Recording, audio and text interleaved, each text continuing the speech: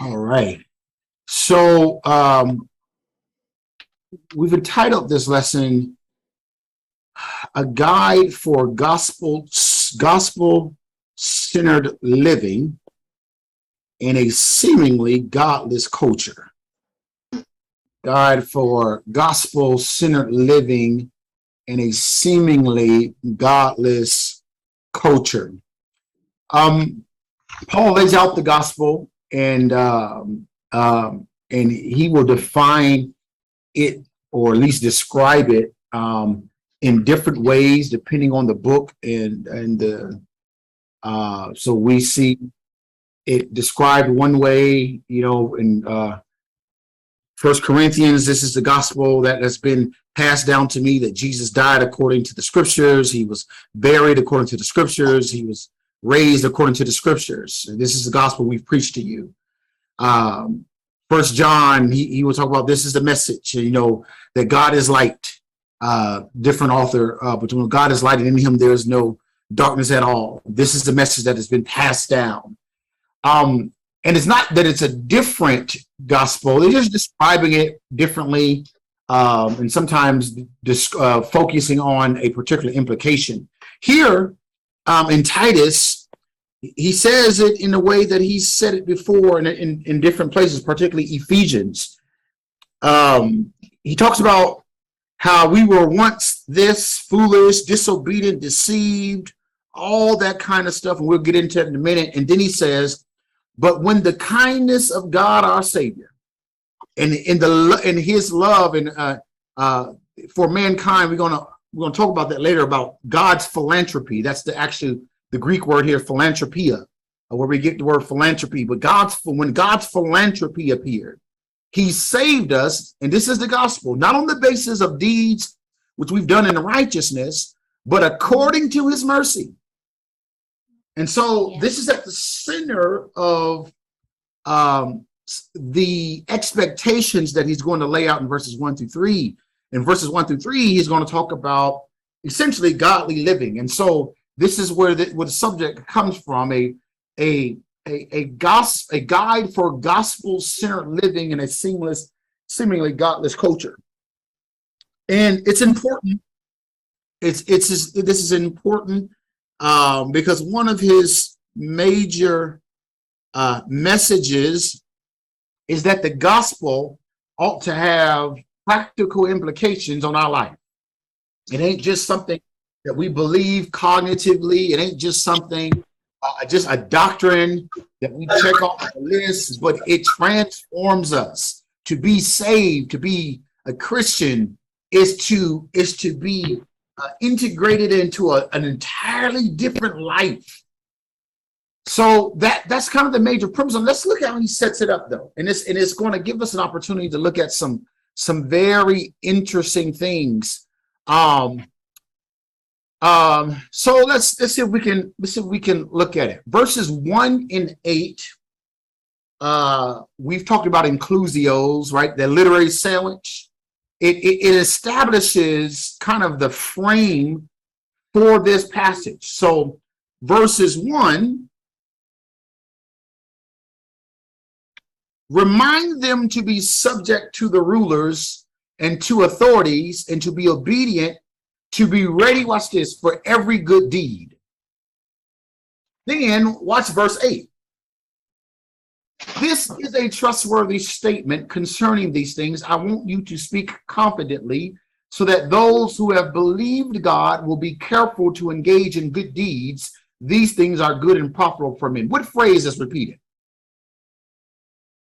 Verses 1 and verses 8. There's a phrase repeated. Good works. Yeah, good deeds, good works. So this is how he starts off the thought, saying, listen, be subject to rulers, authorities, obedience, and be ready for every good deed or good works. Then verse 8, be careful, so that those who believe God will be careful, diligent to engage in good deeds. That sets the framework. Here's the thing, though.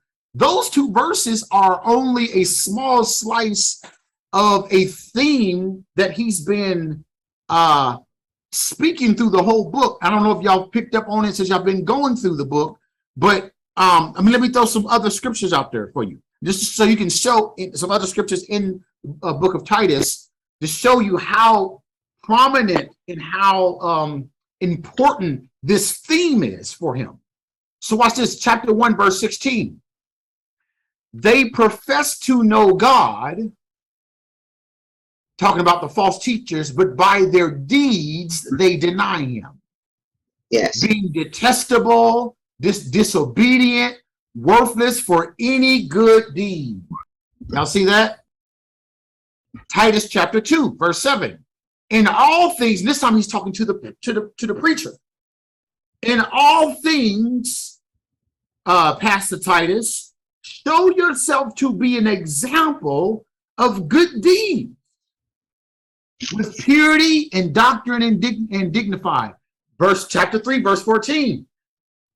This is our people must also learn to engage in good deeds to meet pressing needs so that they'll be not unfruitful.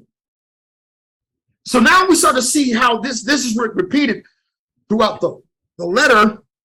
This is a major concern for him. And I want you to kind of contextualize this. This good deeds is essentially what we've labeled as godly living. That's what he means by it. But watch this. I want you to pay attention a little bit closer. Like verse 6 in chapter 1, verse 16, these good deeds are one of the distinguishing marks between the true believers and the false teachers. In chapter 2, verse 7, it is so important that he makes, when he is charging the pastor of his pastoral duties, he says, make sure in all things you show yourself to be an example of good deeds. Yes. Now watch this. And so here's the interesting thing too. And so what I like about this in chapter 2, verse 7, when he starts to talk about some of the things in chapter 3 about some of the things he expects of them. So watch this. He expects the believers to show good deeds, just like he expects the church to show good deeds. I mean, the pastor to show good deeds. So, and this is an important point, because the godly life and this gospel-centered living is not just for the pastor. We know that in principle. That ain't. I'm not saying that nothing new or deep there. But if we're not careful, and we're going to talk about this when we start talking about the challenges of a godless culture, if we're not careful, we will make the godly living the responsibility of the pastor and his family. If we're not careful. Watch this. You said, what do you mean by that, Pastor? Well, watch this.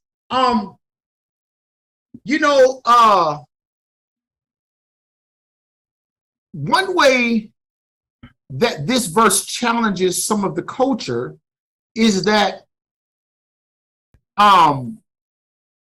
people obviously expect pastor, they expect, leaders, as they should, right? They should. The Bible expects them to live a godly life. And it's interesting that that same expectation is not always something that we project upon ourselves. And in fact, if we're not careful, we can give all kind of excuses for not having a godly life. We'll talk a little bit more about that, but watch. Here's the thing that I want you to pay attention to. This example, when he says, show yourself example, there's at least two ways that I have found in church culture that we have looked to examples. One is we can look to examples for adoration only or for appropriation. Adoration is, Pastor, I sure like how you disciple them boys. I show how, I show how I like how you, we can appreciate I really appreciate how sister so-and-so, she loved the Lord, and it's something that I admire in you, but I ain't necessarily trying to do. Y'all with me so far? Right? And so it's like, Mother Dean, I just love how she served, and I love how. But wait a minute, that ain't just something for you to admire, right? And we like, we give them awards or something. You a servant, and I just appreciate how you always available. Wait a minute. The lifting up the example is not just for admiration. That's great. That's one part of it, because what you admire is what you was what you value, and what you value is what you have a tendency to follow. So it's important, but it's not just for admiration. It's for appropriation. It is to be an example. It is to set the course out for others to follow. And he says, this is such an important thing. Make sure, Titus, in all things you show yourself an example of the good deed. Yeah. And then here's the interesting thing. Chapter 3, verse 14 is like this is in the context of his, when you write a letter, when they were in the Bible, when they write letters, then they have an introduction, they'll talk about stuff, and then they give kind of like a farewell speech, greet so-and-so, and it's like he's closing up the letter, and he has to remind Titus again. He says, our people, good God Almighty. It makes me think of like something like Martin Luther King or something would have said. Our people must also learn to engage in good deeds. This is not something that we should pass over. So now the question comes, why is Paul putting so much emphasis on the need for Christians to live a godly life, a gospel-centered life? You would think that just goes without saying. So why is it that he has put so much emphasis on it? It has to do with, in many ways, the godless culture around him. We get some indication of this in some of the previous chapters. And so chapter 1, verse 12. Somebody read chapter 1, verse 12. Titus 1 and 12. Anybody there? Titus 1 and 12. One of them, a prophet of their own, said, Cretans are always liars, evil beasts, lazy gluttons. So, in fact, if you go back to verse 10, as he begins to talk about the false teachers that's in Crete, these Cretans. So what happens is that you got the gospels going out to Crete, and you have some of those people coming into the faith. But and it seems like there were some even Jewish people, some other Jewish folks or Jewish Christians or something in that area. He says, so verse 10, for there are many rebellious men, empty talkers, deceivers, especially those of the circumcision, who must be silenced because they are upsetting whole families, teaching things they should not teach for the sake of certain gain. And one of themselves, a prophet of their own, said, Cretans are always liars, evil beasts, and lazy gluttons. And so Crete is where they are. In verse 5, he tells them, that's why I left you in Crete, to set things in order. And now he's talking about these Cretans. He says, they're liars and evil beasts and lazy gluttons. We're going to come back to that. How do we deal with Paul's stereotypical language there? We'll come back to that because he's definitely talking in stereotypes. We'll come back to that, but it's part of it gives you part of why he's speaking so much about the godliness and the because the culture around them is so messed up. It is that where they are in Crete, it is a godless culture. He says that they're known as liars and deceit, latent, lazy gluttonous. And we learned from some other information, some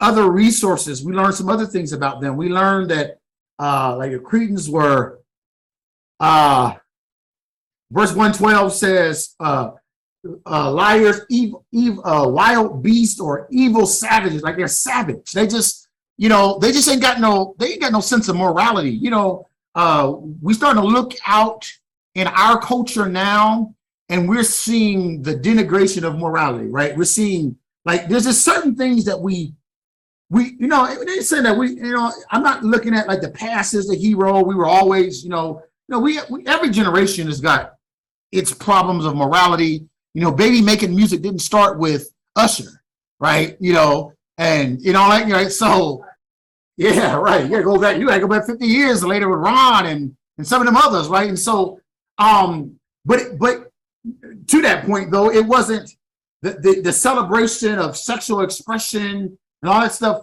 at least was coded, at least was creative, and you kind of sometimes you had to think about what they were saying, and so and part of that comes from we live in a culture now that don't have much shame, right?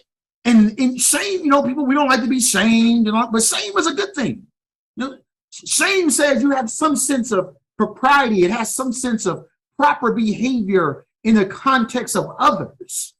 And so we see how the culture continues to get just out there with stuff. And a lot of it because, again, shame and stuff is not there. We see, there's certain things you used to know, if you were a senior citizen and was a lady, kids, young adults and stuff like that, they just they wouldn't cuss around. Now they'll cuss you out. Right? So so yeah, we get to see, and there's a level of savagery. We can start talking about like the killing and different stuff, like it doesn't even bother. This is kind of how the Cretes were. It was just and you're on this small island, and it's just bad. It's morally bad, and the Christians there are now have to distinguish themselves. But the problem is that you have false teachers who are just like the Cretans, and they're claiming to be of Christ, and so he's got to make this distinction, and he's got to come down on this thing. And so it's the culture around them, and he begins to lay out some things more in detail in chapter 3 about this culture. So, and I'm almost done, and we're gonna have some discussion in regards to the implications of some of this. So, some of the things that we learn about the Cretans, we learned that they were always not only like liars, they lied about a lot of stuff. Like they said, oh, we had, there's a thing about we have Zeus's Zeus was considered to be a Greek god. His grave is here, and they just be lying, just lying, just to be lying, But they were also there was for lack of better words, when it came to governing authorities, there are always some insurrections. Like there's always, you just think about, think about what happened at January 6th. The insurrection, like that's where the Cretans, like this is what they do. They just, it's just always something that they ready to stone somebody, or they can't live peaceable with any government. This is the Cretans. And so he says he's going to give them an ethic that's grounded in the gospel. We're going to look at that, but it's also in contrast to the culture around them. And so in many ways, the Christians then would have to make their mark by being very intentional about being different from the culture that's around them. So he says, remind them to be subject to rulers, right? This is part of the Christian ethic. This is what we are. And so here's a couple things as I begin to lay this out. Here's a couple things that he begins to, I say my first, the 4 to 6 guiding principles. I say 4 to 6 determining, it depends on how you divide up these principles that he's going to give. I actually think that there's actually 4 of them, but some may say it's 6. So here's the first thing he begins to lay out as he gives some guiding principles to godliness is what is our attitude towards leadership. In this case, government leadership. Like that's part of it. Like we are. I remember one time I've been pulled over by police a few times in Chicago, but I remember one time I got pulled over and I had asked, listen, can I ask, why'd you pull me over? And the officer was like offended by that. He was like, and so he kind of like start talking to me very assertively. And I just said to him, I tried to set him and reassure him. I said, listen, I said, I'm a Christian. And I said, so I would never intentionally disrespect your leadership. I told him, I wouldn't disrespect, I respect your badge. I respect your authority. As a Christian, he had a shot back, he had some clap back for that. But I was like, as a Christian, I said, as a Christian, I'm taught to respect your authority. He said, well, as a Christian, does that teach you to speed? I says, well, I don't think I was speeding, but so that was that. But one of the things that characterizes us, and as he lays out here, is our attitude toward leadership. In general, just as people, we struggle sometimes with having people lead us. We can struggle with, what about you telling me what to do? I'm grown. And we can be, and we live in a culture now where every source, every means of leadership people are skeptical of. People are skeptical of the government, right? We're skeptical of the church.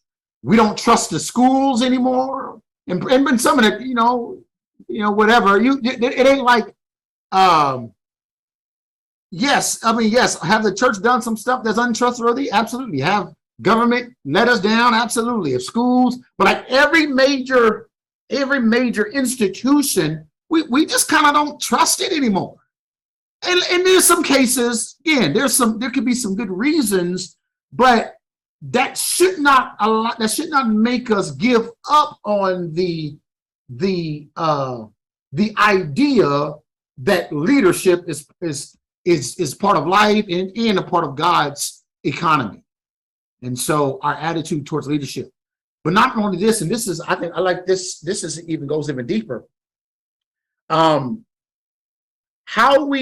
So on one level, how we respond to leadership could be a tremendous witnessing tool, particularly in a culture that just doesn't, everybody is a authority unto themselves. So that when we are those who respond to leadership in whatever form, doesn't mean that you have to take abuse, doesn't mean that you have to that you can't have objections and all that kind of stuff. But the idea is that the general speaking is that we actually respect it. We respect the role and the responsibility of leading. But in addition, watch this, not only the attitude towards leadership, but the anticipation for Christian labor. He says, be subject to rulers, obedient, ready for every good deed. We are ready.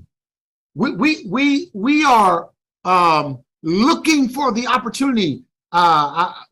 Sunday, every Sunday we've been worshiping at different churches. With Sunday we was at Lilydale with Pastor Love, and he just preached a sermon about something similar to this, actually, and out of Acts, and talk about the power of a godly life, and talking about Barnabas, who was who took every opportunity to do good.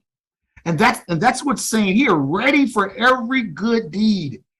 We should be looking for the opportunity to insert our godliness, to demonstrate our godliness, to serve out of our Christian character, to exude or express our Christian attitude. Not just waiting for it to come, not just waiting for, the preacher Sunday talked about, Pastor Love, I thought was a great point when he was talking about, how he says, I have no doubt that most of us as we have Christian character. So if the opportunity comes our way, we're gonna be Christian. Like, somebody in need, we're gonna do it. Somebody, if there's an opportunity, to serve, if it comes down my street, we're going to do it. And I believe that too. This goes a step further though. It says that we are anticipating, we're looking for the opportunity to serve, looking for the opportunity to do good. As an analogy, it's a good analogy, but there's a lot of people even in church, they don't mind serving, but they're waiting for somebody to ask, right? Waiting for somebody to, ain't nobody asked me, but listen, Christian character and gospel-centered living is not just those, it's not characterized just by being a bystander and waiting for you are invited, but it's looking for the opportunity. How can I glorify God in my life today? How can I glorify God in my decisions today? I want to look for the opportunity to insert my Christianity at my job, or whatever the case. It is, and the key word is opportunity, looking for every good deed. It's the opportunity. There's so many missed opportunities because we just, take evangelism. Many of us, if somebody, I don't know, a Christian, if somebody say, hey, tell me about your faith. I want to learn about Jesus. We would happily give that opportunity. Sure, here, let's have a Bible study, or here, let's go to lunch and we talk about why I love Jesus. Or here, you got to think, like, we would have no problem. But that's when it's come to you. But how many missed opportunities have we had because we're not ready for every good work? And so this is not only in the as far as our individual expression of Christianity, but this is in the context as for Crete and for the community. Even if you think about it as a church, looking for the opportunity. One of the things I've said about our ministry at Christian Fellowship, and I think that'll be the ministry of the church, is that I would say something like this, and it's important that he uses these words, good deeds, these good deeds. Two things. First of all, let's be clear. Being good don't necessarily mean Christian. We know that, right? Right. There are Buddhists for the better world. I don't know if they might be Buddhists they're doing some good stuff, right? Atheists practicing altruism and all that kind of stuff, and being, atheists for humanity and all that kind of stuff. You don't have to being good and being Christian are not the same thing, but this is how I explain it. If there is something good that is happening for the community, something good that's happening in our neighborhoods, Christians ought to be at the center of it. Does that make sense? We ought to be, because we are the ones. Listen, let me see if I can give you more. We don't agree with LGBTQ IAP's ethic on sexuality, but if somebody is abusive toward them or being unloving, Christians ought to be the first ones to step in and say, no, we That we don't do that. We treat people with respect and dignity, right? Like we ought to be at the forefront of those things. We ought to be the ones, ought to be the ones, and Paul's gonna say that almost explicitly in a minute. But yeah, like we ought to be the ones. There could be some things that we can defend in regards to their safety, in regards to some of their rights, even though we don't agree with the lifestyle, because we're ready for every good deed. Now watch this. Now every good deed is godly living, but watch this though. I'm gonna tell you, if a couple lines later, this is where I'm getting this from. So he's gonna say, to malign no one, to be uncontentious. We'll talk about that. But watch this. And showing consideration for all men. So like for everybody, there's a sense of that. Watch this. No matter how sinful you are made in the image of God. That ought to be the church's part of our ministry.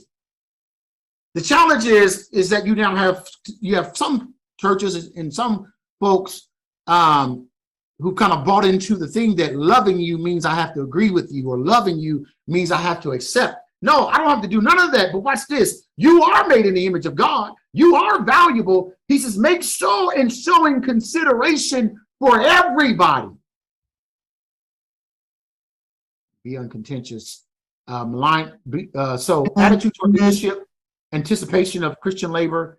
We're antithetical to slander. That's what the word is. Don't malign no one. Uncontentious. Interestingly, this is same word. The word is only used twice, and this is the only other place it's used is when he talks about pastors in Timothy. When he says be uncontentious or amakos, he says and pastors ought not to be what do you say? Not ready to fight. Like brawlers. That's what he calls them. Not and that ain't just for pastors. He said, listen, it ain't talking about, there's a, if I can use the word, there's a fight. Sometimes people fighting in this amakos and contentious is not just about what you do with your fist. It can be about what you do with your mouth and the attitude that you have. Some people are just contentious. They say, I would say, just want to keep up mess. Like some people just gotta have some type, they gotta find something wrong with everything. And it is a sad witness when that is a characteristic of Christians. We can't do no ministry. We can't have a meeting, and without somebody being, it's one thing you got kind of legitimate concerns, but like everything, I got to find a problem with everything. So let's say something's wrong with that. Something's wrong with that. Here's the interesting thing. So I think there's actually 4 and not 6. I think it's 4 things. And maybe even, you might even say 3, but subject to rulers, and I think obedient is kind of the other side of that. Ready for every good deed, maligning no one, don't be slanderous. And then he says uncontentious. And then the other 2, I think, actually goes under that. It gives us it's the how it's worded. It's possible that these are explaining what does he mean by contentious. He says be gentle. Gentleness, I've said this before, and then we have about 15 minutes, and I want to ask some questions to help us think into kind of apply this. Gentleness is it's a word that describes how we relate to people, and it's here is the test. Here is the measuring rod for gentleness. When you deal with somebody, when you engage with somebody, can a logical assessment and fair assessment of your actions and your words, if somebody was to evaluate your words and actions fairly, would they say you are on my side or you are against me? That's a mark of gentleness. And so watch this. With gentleness, I can disagree with you. I can, like, talking, for example, the LGBTQ community, or politicians, right? Our leaders. Like, I can disagree with you, and I can think that you're absolutely wrong. But the way I approach it, I show that I'm still on your side, in a sense. Like, I'm still for you, as opposed to against you.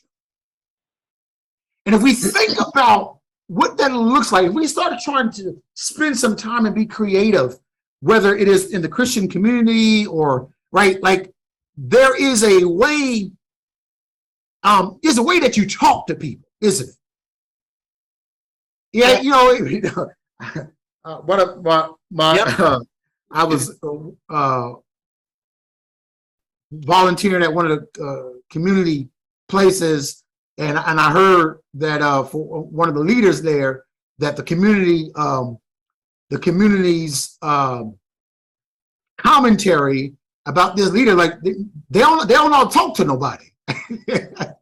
Right? She don't all talk to people, right? There's a way that you can, that even if I disagree with you, and listen, that ought to be something that, imagine the type of witness that if it was always said of Christians, you know what, they got their own beliefs, they got their own whatever.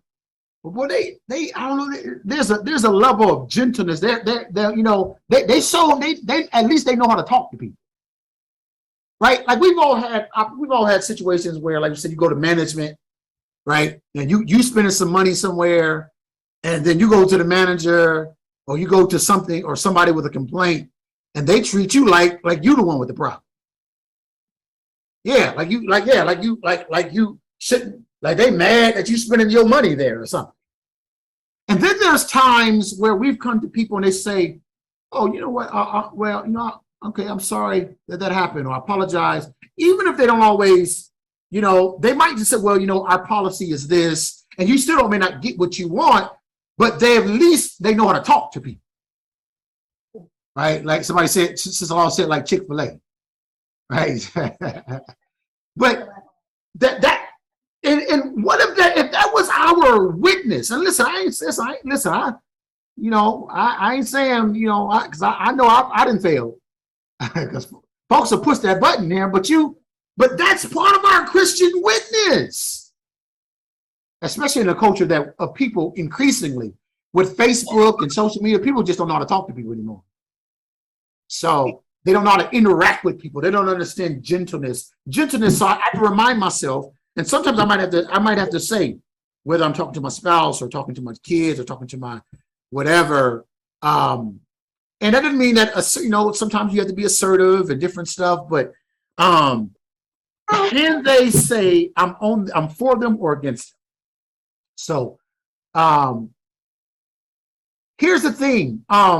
I'll throw this part out of here, and then I want to look at some stuff real quickly. Just ask y'all some questions.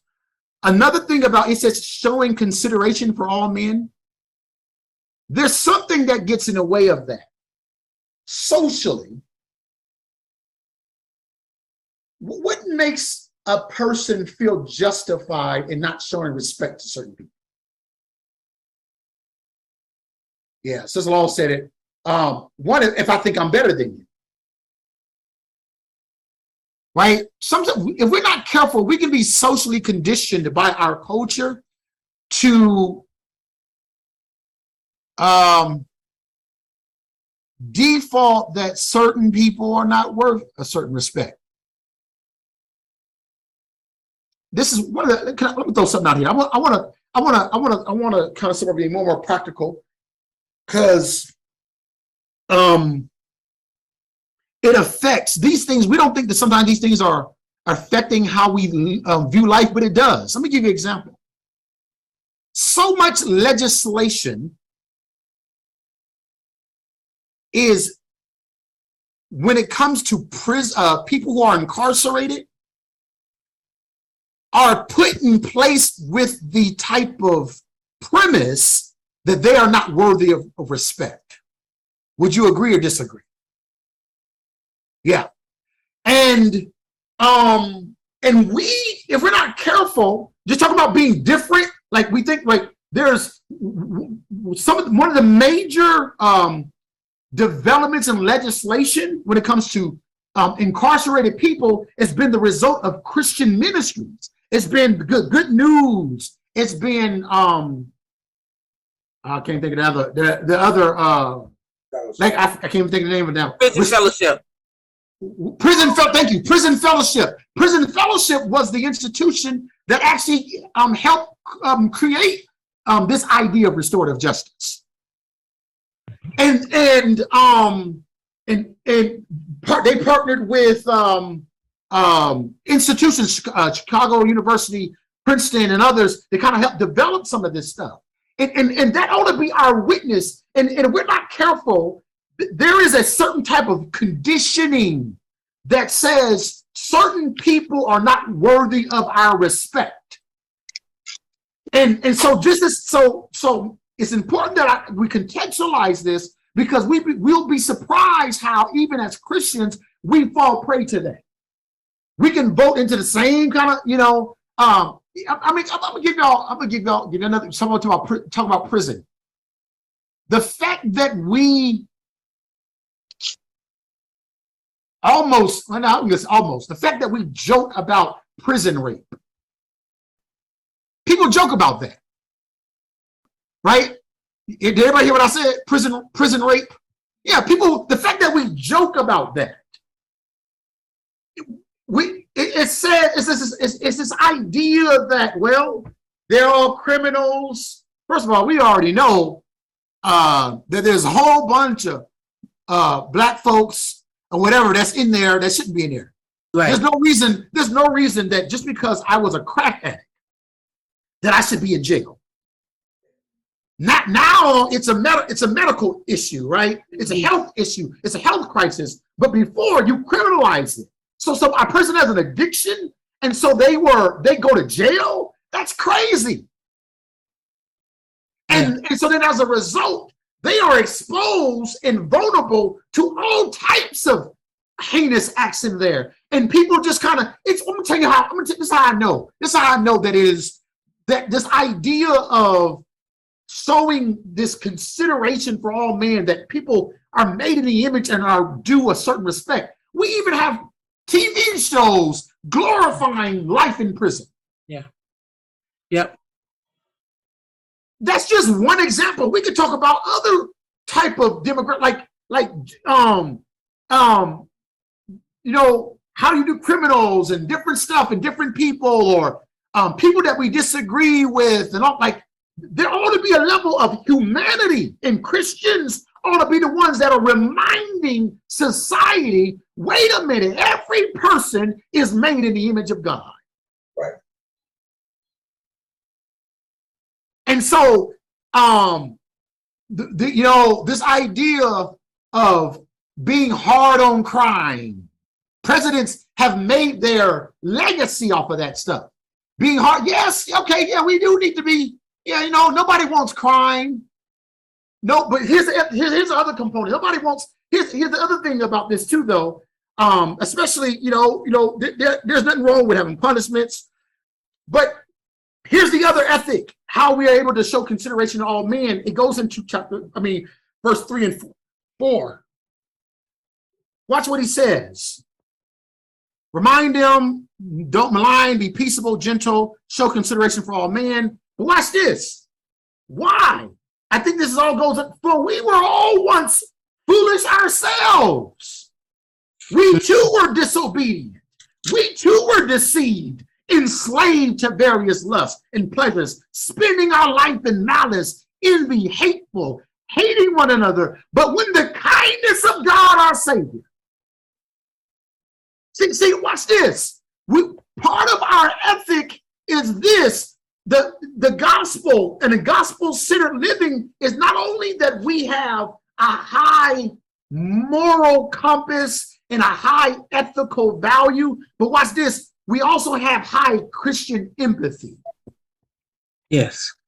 Because we're not those who are self-righteous and think that, that prostitute over here, that person over there. No, one of the things that distinguishes us from the world, yes, we have high expectations, right? To be Christian, to be, we need to have a high sense of morality, a high sense of ethics, but we also need to have a high sense of empathy, where we can say, yeah, but that person is still in deserve respect. And watch this, in some cases, watch this, and there are times when we need to be rushing to give them grace because, but by the grace of God, there go me. We see one of the things that politicians are high, right? Remember the 3 strikes out? Bill Clinton made his whole career off of it, and we didn't know any better. We didn't know any better. We went right along with it. We didn't know that they were going to be using that to discriminate and target Black folks. We didn't know. If we knew that, we probably wouldn't have voted on those things. We voted on that kind of stuff. But you know why? Because all we saw was shoot, when Junebug get on crack, he's uncontrollable. Mm-hmm. Right? We saw in the 80s and the 90s, mostly in the 80s and going into the 90s, that crack epidemic ravaged our neighborhoods. And we wanted something to be done about it. So, but here's the thing though.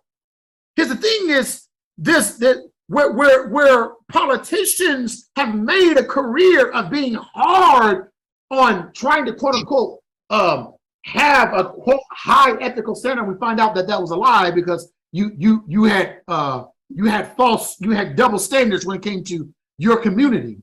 So it wasn't really a high ethical standard. It was just high whatever for us. But the thing is this is that if I'm listening to politicians, yes, I want to hear about what are some of their values, what are some of their ethics and all that kind of stuff. But listen, we ought to also be pushing, where's your empathy too? Because that's a major part of who we are. He says, for we were once these things. And the gospel-centered godliness it is high ethics. This idea that, I got faith and I can live any type of way, that's not the gospel. I believe in Jesus. That ain't Christianity. But at the same time, we are not those who are so high-minded, so self-righteous that we don't realize that we, if it not been for the grace of God, some of our vices would have got out of control too. I don't hear no amens. It must be because y'all on mute. That's all right. Amen, Pastor. Amen. True. Yeah. So he says this. He says, but when the kindness of God our Savior and his, I like this word, and his philanthropy, and when his philanthropy appeared. The word is philanthropia. It's the word we get. Where and you know what philanthropy is? Philanthropy is wanting the looking for the well-being of humanity. And I love that. There. It's the concern for the well-being of humanity. And that's what the gospel is that God is the first philanthropist. The gospel is that because of his mercy, that God was moved to act on our best behalf. All right, I'm done. So watch this. Now I want to ask some questions. So it's centered. He says he centers it in the gospel. Here's some critical thinking. Question one. What are some of the things that disrupt our ability to demonstrate God-centered living in a godless culture. And I name a few there, but I want to see if you can give maybe some examples or kind of explain that. Or what are some things that disrupt our ability to demonstrate gospel-centered living, as we just laid out, in a godless culture? One of the things I said is, what'd you say? I said fear. Yeah, fear, sure. Yeah, absolutely. Say some more about that. A lot of times, you're in situations where some people might need help. Yeah. And you're afraid to stop because you don't know if you're gonna be injured in some way. Okay. I've been driving along and saw people on the curb that looked like they were injured, and you would want to stop and help, but you don't. Now I'll call somebody, but I would rarely stop, and the reason for that is fear for my own safety. Well, watch this. If you call somebody, that is helping. So that's good. That's good. Okay. Yeah, no, that's good. But you are right. There are times fear can get in the way. Absolutely. So no, you did something. You did something, and call somebody and pray, and then pray too. And that's it, Lord help them, and then call somebody. That's right. Yeah, that's right. Mm-hmm. What somebody else said something? Well, let me throw a couple out there. One is conformity. What are some things that disrupt our ability to demonstrate gospel-centered living in a godless culture? Well, Romans 12 says, "Be not conformed to this world." We can be so. Caleb, you remember Romans 12, Message Bible? Romans 12, 1 and 2. The message that you've been memorizing this week. So the Message Bible talks about, when it talks about conformity, he says, in fact, let me just read it. Let me just read it. Romans 12.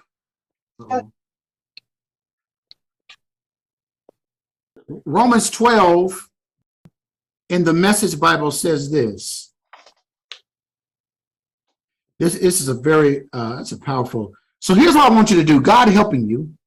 This is how he describes conformity. Take your everyday, ordinary life. You're sleeping, eating, going to work, walking around life, place it before God as an offering. So that's, presenting your bodies a holy, acceptable unto the Lord. Take your everyday, ordinary life. You're sleeping, you're eating, going to work, walking around, like everything, sleeping. Like, how does I take my sleeping? Like even the subconscious part, place it before God as an offering. Embracing what God does for you is the best thing you can do for him. Now watch this.